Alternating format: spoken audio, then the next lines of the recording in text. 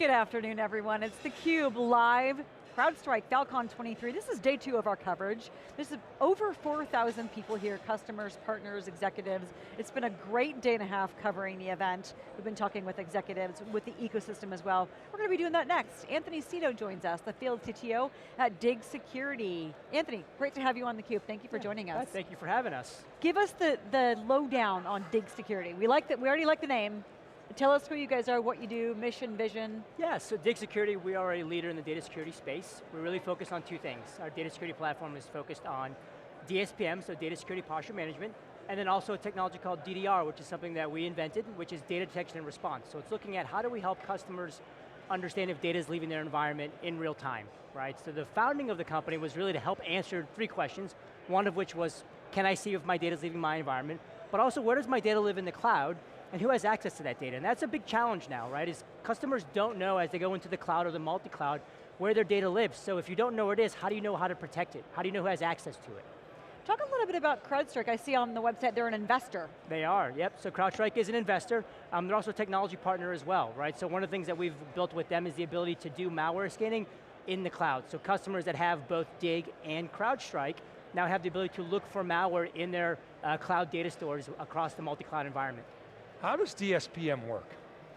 So DSPM really is, it's a set of processes and technologies around assessing, protecting, and monitoring your data and really reducing your risk, right? So what we do is we do discovery and classification. So we go out and we look at, number one, what data exists in the cloud? What type of data is it? Is it sensitive data? So is it PII data or PCI data or PHI data?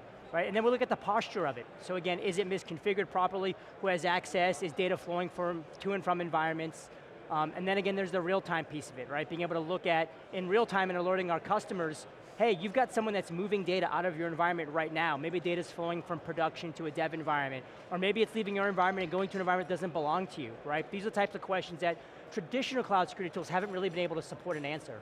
So, the classification piece, presumably is math. Right? Somewhat. I mean, well, how do you do it?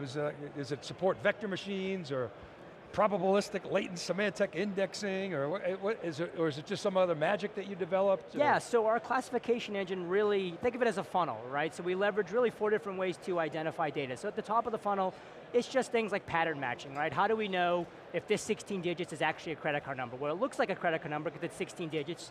And then the next step is we want to say, okay, now that we see these 16 digits, let's look for contextual clues, right? Is this 16 digits surrounded by a name, a first name or a last name? Is it surrounded by an expiration date or a 3-digit code, right? Then that next level is about, okay, now we leverage algorithms, right? Now that we know that these 16 digits looks and smells like a credit card number, can we use algorithms to determine, is this the right set of combination of 16 digits to make a valid credit card number? And we do this across structured, unstructured, managed, and unmanaged data in the cloud, right? So not just looking at the cloud native services, but also looking at things like database as a service. So we have support for Snowflake, and we have support coming for Databricks. And then this morning, we actually announced support for Office 365. So looking at SharePoint and OneDrive, right? As well as on-prem file shares. So that was some announcements we actually made this morning about some other places that we're getting into in terms of where we want to do data discovery. How is DSPM different from existing cloud security tools that are out there in the market? You talked about some of the 3 catalysts of why the company was founded, but how do you differentiate it from the other tools? Great question. We get this question a lot, right? Because we've spent, as an industry, the last couple of years investing in what I call the alphabet soup of cloud, right? CSPM and CNAP and CWPP and CIEM, right? Cloud everything. To me, and I like to use analogies a lot when I talk to customers, right? If you think of your cloud as like a bank, right? When you think about a bank, right? A bank is really designed to be secure from the get-go, right? You've got security cameras, you've got to make sure that it's a strong foundation, it can withstand forced entry, but at the end of the day, what do people want when they get into the bank? They want your data, right? So if you think about the cloud, right, it's the same thing, right? If someone's going to come into my environment, I need to be able to protect that data from the inside out. So even if I built a very secure bank, what do we have inside of banks? We have vaults. Well, why do we have vaults? Because we have to protect the valuables, right? And so I think as an industry, we've done a really good job of figuring out how to secure the perimeter, and we're still working on securing the perimeter of the cloud, but you have insider threats, you have malware, you have people that have access that you've been given into your environment, right? So you need to be able to protect the data at the source of the data. And up until now, there hasn't really been a solution in that space, right? You've got EDR, endpoint, that's great, but a lot of these breaches that are happening at the data source in the cloud. They're not happening at the endpoint anymore, right? So for us, it's really about protecting data where data lives. So you mentioned you're protecting database as a service. You said Snowflake. Databricks is coming. Databricks is coming. What is it about the modern data stack that makes it an interesting opportunity for you, and what's the challenge that brings for customers? I mean, I think the challenge right now is, as we move to the cloud and as people have gone multi-cloud, they simply don't know where their data lives, right? If you think about the traditional data center, right, you knew where your data lived because you provisioned those storage assets, right? You put in those storage arrays, you've given people access, and in the traditional sense, it was typically a small number of large data assets. But in the cloud, we're seeing a large number of small discrete data assets, right? Things like microservices, for example, have really made the ability to spread data out much more ubiquitous. But the problem with the cloud, it's also dynamic, right? Things spin up, things spin down. So knowing where your data lives is the first challenge. And so for us, that's really where we see the challenge in the market, is customers simply don't know where their data is today. So it's like for instance, Snowflake, it can spin up a small data warehouse and share data across clouds and different locations, so that creates a problem. I guess Databricks is heading that. And what data lives in there, right? Is it sensitive data, right? If you're a customer that has a variety of information around your clientele, how do you know if that data is in a specific data asset? And we see it all the time, right? There was the announcement yesterday from a breach perspective where I think Microsoft had some data where it was data for like an LLM, right? For one of their language models, where someone accidentally put in information around a backup of someone's laptop, and that laptop had all sorts of different information that was sensitive, right? That's the type of stuff that we're helping customers identify and figure out. And so, okay, but Snowflake would say, okay, put everything in the Snowflake data cloud and we got you covered, but of course they need partners to actually do all the sort of details. So are you basically work within that environment, you'll work within a Databricks environment, maybe other environments as well? Yeah, great question. So we're discovering data that's living in Snowflake, but one of the great things about the Dig platform is that our architecture was designed from the beginning to be secure. What that means is we do all of our data discovery in the customer's cloud, so that sensitive data never actually has to leave their environment. And that's a big deal for our customers, because if you want a third party to be able to discover and classify, you don't want them to have access to that data as well. And that's also some of the ways that we differentiate from some of the existing cloud security solutions, where some of those technologies require you to take data outside, right? And we don't want to have control of your data, just like you don't want us to have control of your data as well. Right. Data security is such a challenge, as you've talked about. How have your customer conversations evolved? We know security is a board level conversation. What have you seen in terms of the level of customers coming to you saying, help us figure this out, we've got to lock down data security and know where it is?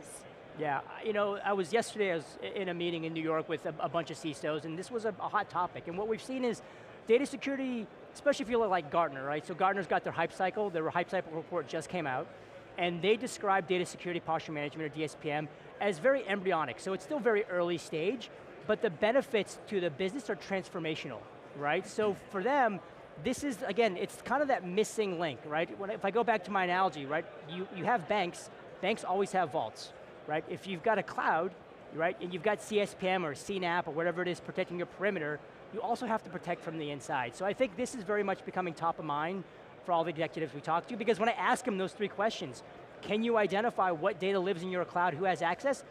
Nobody ever tells me yes, right? It's always kind of an uncomfortable, maybe, but we're not really sure. We need someone to help us get there. And the legacy solutions that were in the data center aren't designed for the modern cloud. So they're really struggling to be able to do this at scale in these large scale environments where there's thousands or tens of thousands of data assets. So what sort of traditional, you mentioned legacy systems, I presume that's what you're disrupting. Can you describe, sort of give us some more color on that, and how big is your market? I mean, I would say the total addressable market is large. I mean, anybody that has data in the cloud is a potential customer of what we do. I think a lot of the traditional players that were in this space, they're focused on the data center. And again, in the data center, you know where that data lives and you've provisioned it. But as those vendors pivot to the cloud, I think where they're struggling is that they require agents and connectors, right? We're agentless, we don't require you to provision anything, we're non-disruptive to your production workloads. And I think that's where we're seeing customers who want to do this at scale that have large environments. those legacy tech doesn't really work for them because they're like, I don't have the time to provision thousands of connectors for my thousands of data assets because frankly, I don't even know where those data assets live, and if you can't tell me where they live, how do I know where to go provision access? How do I know how to connect them to those platforms? So is Dig sort of exclusive cloud? Cloud native, exclusive so cloud? cloud is where we started. With some of the announcements we announced this morning, we are really looking to support data wherever it lives. So we announced this morning we're going to support on-prem file shares because that's a big request from customers. And then of course people are asking for SaaS applications, right? Office 365 probably being the biggest one, but then G Suite will probably follow later this year as well. And again, as the databases, I mean, see it with Snowflake, certainly Databricks, starting to ingest data from different locations, so to the extent they do that, that just benefits you and increases your TAM. Yeah, because we want to be able to show customers, what data do you have living in data, in your Databricks environment, right? Do you have a social security number or a credit card number that lives in that database that maybe shouldn't be there, right? We talked about differentiators in terms of competing or existing cloud security tools. Yep. But let's talk about Dig's differentiators within the DSPM market. When you're talking with customers, what are the top 3 things that you see really define the value proposition of Dig Security? Yeah, great question. So I think the first is the DDR piece, right? That was the piece that we coined and we invented. So that real-time detection and response is the first. Customers want to know static risk, like misconfiguration, but they also want to know real-time. Is someone, again, pulling data in my environment, right? And where is that data going? I think the second thing is around the accuracy and the speed of our classification and discovery process, right? So the time to value for our customers is very quick. We can onboard customers in minutes, not days or weeks.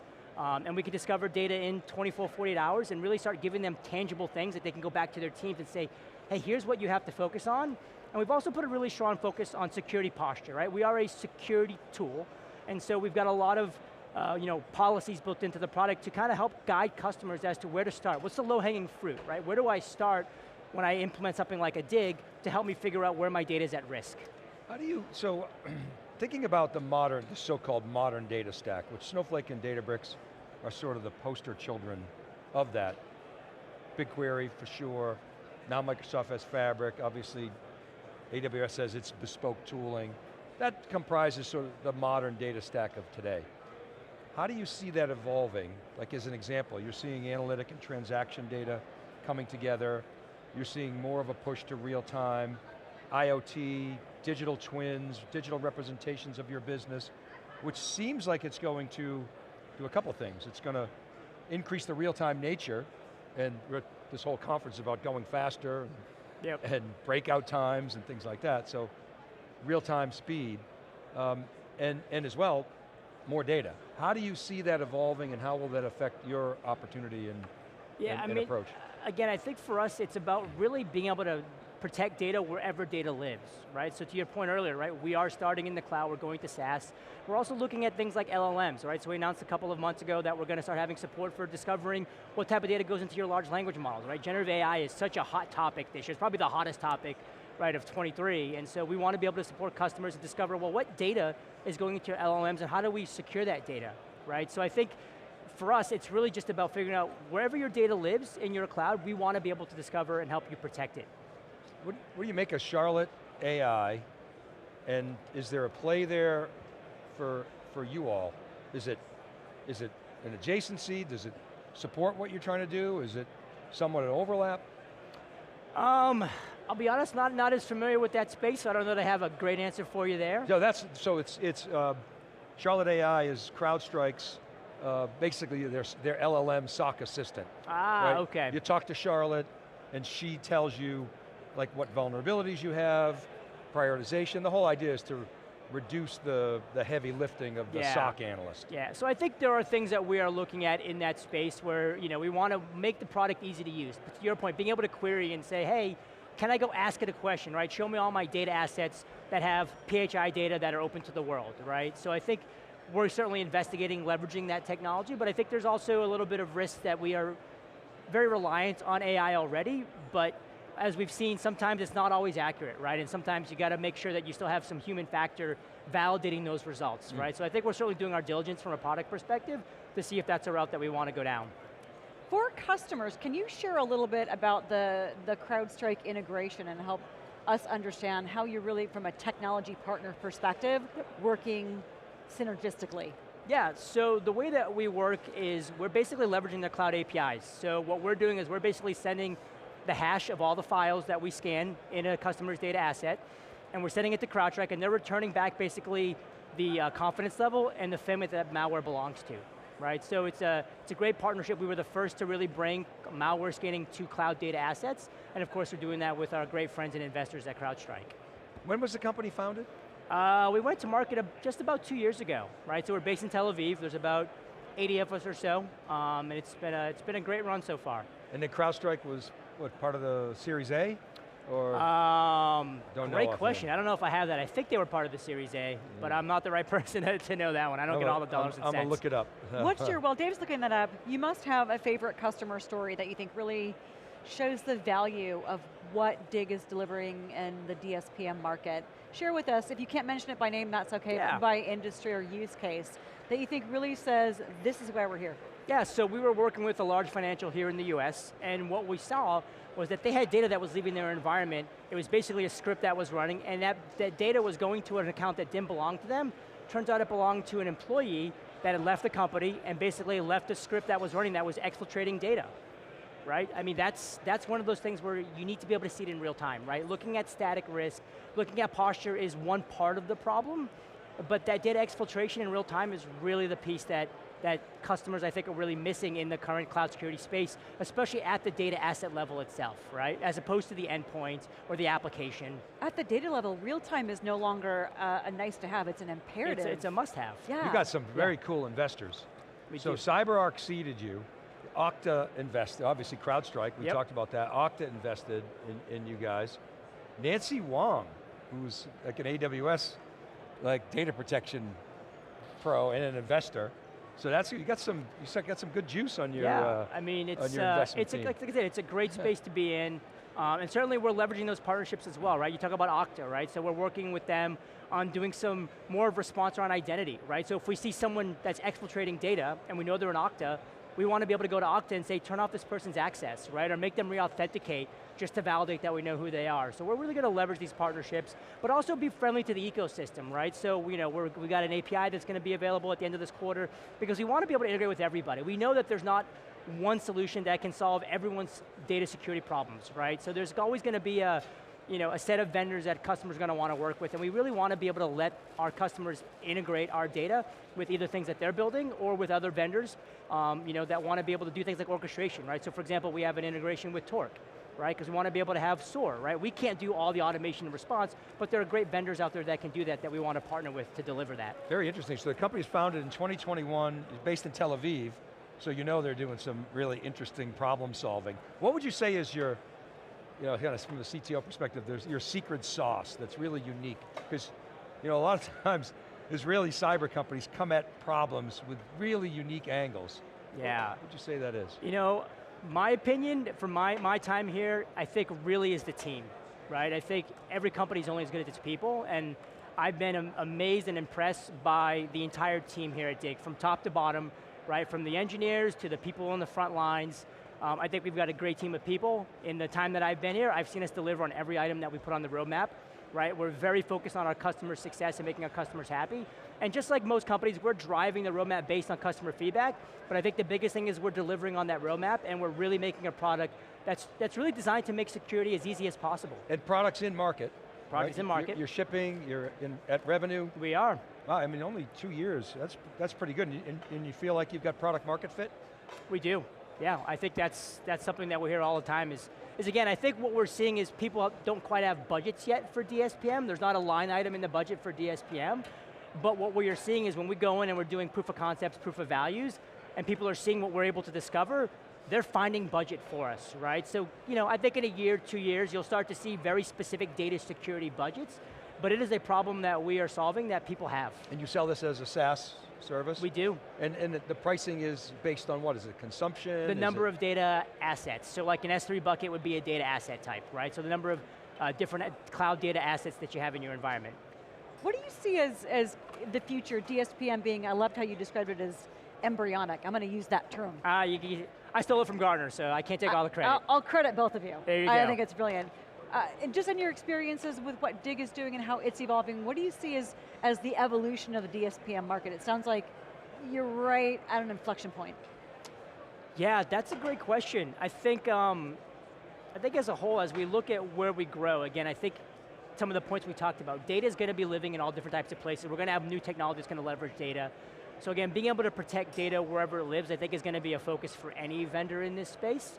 I think ultimately we're going to be part of a bigger security strategy, right? We're looking at people that they've built data security programs on-prem, and now they're figuring out, well, how do I do it in the cloud?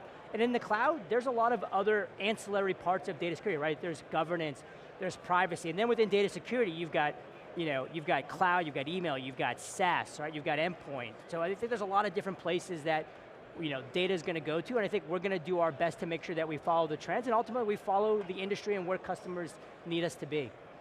I think, what you just described it bodes well for CrowdStrike and the companies that are in their ecosystem because it's so fragmented and so complex for customers. Yeah. They want to consolidate, they want to simplify, right? They want to be proactive. They don't want to wait until they figure it out, oh, it's too late. Yep. I mean, the whole stop the breach thing, I mean, when I first heard it, I was like, well, that's aspirational. You're not going to stop the breach, and we all know that you can't stop every breach, but that is, I'm increasingly convinced that that's the right mindset. Yep. And when you start deploying tools like what you guys do, it just gives you better observability, better intelligence, and the ability to protect yourself in a way that is, less reactive and more proactive. Yeah, and it really comes back to that first step, right? We tell customers that go down this route, like, don't try to boil the ocean, right? There are key things that you have to do in a data security program, and the first is just to know what you have, right? You can't protect what you don't know. Yep. That's the biggest challenge, and even working with CrowdStrike, right? We had some conversation with some of their sellers, and they're saying that they have people coming to them saying, CrowdStrike, how are you helping address this space? And that's where we're partnering with them to go in, because this is a space that we can help them with, in their customer base, where their customers are saying, okay, we've done all the great things with all the CrowdStrike tech to protect, but we still don't understand the data itself, right? And how do we, again, discover, classify, protect that data? So are you guys co-selling, GTM? We are working on that. Okay. Yep, absolutely. I think that'll change here pretty quickly based on some conversations we've had this week. Well, in terms of speed, we've been talking about that all week here. It sounds like there's been a lot of speed and momentum at DIG in what you've accomplished in just a couple-year period. It's been great. Can you give us a peek as Field CTO into the roadmap, maybe some of the things that we should be listening for, watching out for in the next 6 to 9 months? I think my product team might have some things to say, but I can tell you, today the announcement around SaaS platforms, it won't be our first, or it won't be our last, right? We're going to have a bunch more platforms because again, customers are saying, hey, we've got all this data that lives in all these native cloud services, but what about all of these other SaaS offerings that we use, right? So we're going to be getting a little bit deeper into the SaaS space for sure. All right, we'll be looking. Where can the audience go to learn more? You can go to dig.security, so you get great information about us, and also there's a paper that we put out about a month ago called the DIG State of Cloud Security Report. It's a great report. We analyzed 8+ petabytes of data across multi-clouds, and there's some pretty interesting findings in there that we found about how people are securing or not securing their data. So it's a great read for anybody concerned about data security. Very cool. Awesome. Anthony, thank you so much for joining Dave and me. Thank you for having us. Giving us the overview of dig.security. I wish you had the iDig security stickers. I know, I'll see if I can find you one. We'll see if we can find you one. You got to hook up Dave with the socks. I'll bring you the socks. All right, cool, thank you. Awesome. Dig.security, check it out. Great story on DSPM. Anthony, thank you again for the time. Thank you so much. For our guest and for Dave Vellante, I'm Lisa Martin. You're watching theCUBE's Day 2 coverage of CrowdStrike Fal.Con 23. Dave and I are back with our next guest in just a few minutes. We'll see you soon.